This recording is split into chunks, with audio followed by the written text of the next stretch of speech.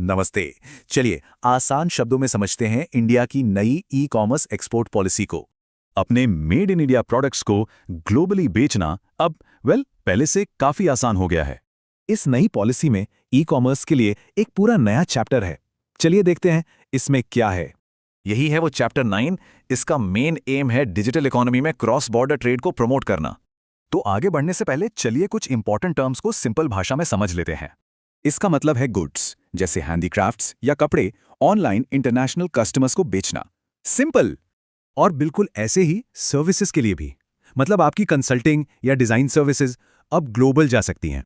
तो सवाल यह है, इन प्रोडक्ट्स को शिप कैसे किया जाएगा? पॉलिसी ने इससे काफी सिंप्लीफाई कर दिया। बेसिकली 2 मेन चैनल्स हैं जिनको स्ट्रीमलाइन किया गया है, कुरियर और पोस्ट। सिंपल।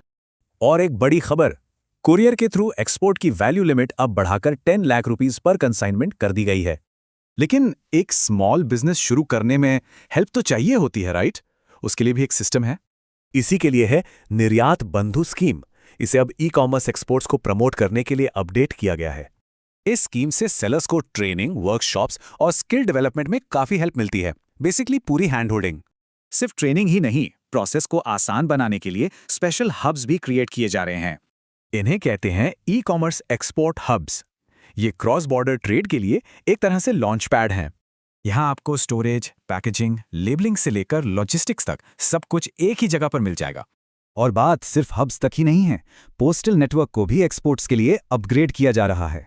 इन तक निर्यात केंद्रों से रिमोट एरियाज के आर्टिसंस और एमएसएमईज को ग्लोबल मार्केट तक पहुंचना आसान होगा। तो इन सब का बिग पिक्चर क्या है? मतलब एक एस्पायरिंग एक्सपोर्टर के लिए इसमें क्या फायदा है? मतलब अब हैं clear rules, higher limits, government support और dedicated hubs. It's a full package. Basically objective India के डिजिटल इकोनॉमी को ग्लोबल स्टेज पर बढ़ाने के लिए एक सॉलिड फ्रेमवर्क तैयार करना है।